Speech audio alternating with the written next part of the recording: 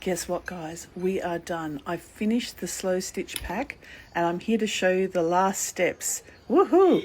So here it is, just needs a little bit more sewing. I've added a little bit of a tassel to the front there. I'm going to put in some extra little things into this one. So we pull this apart, so that needs to be attached. And here it is. I have put in a separate little page set, which is just another bit of quilt, and I've blanket stitched the edges and added little pockets and little areas to put your pins and needles in, and pages where you can attach fabric like that for your project, so you can carry this around with you everywhere. So now in the middle, I found the exact middle, and now what I'm doing is stitching that to the book cover.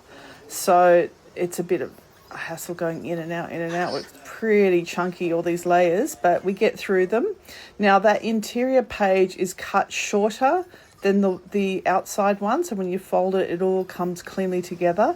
I could have almost sliced that interior page a bit shorter in the depth as well, so they don't sort of peek out the top and bottom of the book, but that's okay.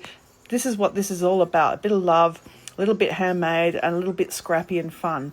So here we go, going back and forward at the end of the book, and this is done. The pages are now connected to the outside cover, and oh gosh, it's so lovely. Now this is the wrap. This is the way I'm going to close this. So I attached those cute tassels to the front. They were from a vintage lampshade, so that they sit at the very front and look really cute when they dangle. And of course they cover the bird because I didn't plan that, but hey, part of the journey, hey? So now what I've got to do is stitch that to the front. I decided not to push it right across the front so you could still see the bird. So I've attached it just where we attach the pages over the top.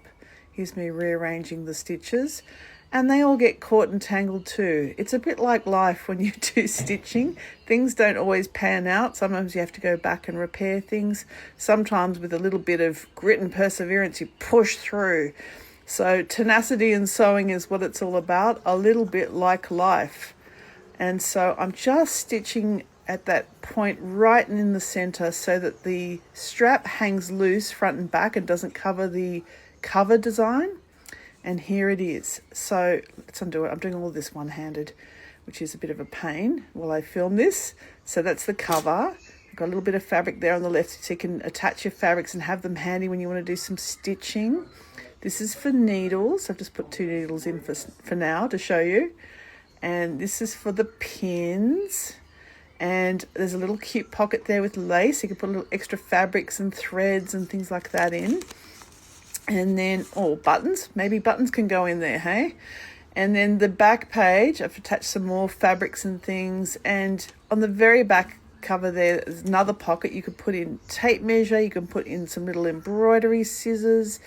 You can put in more thread, buttons, all kinds of little things. So this is a handy way of keeping yourself a little sewing pouch if you don't have a sewing box.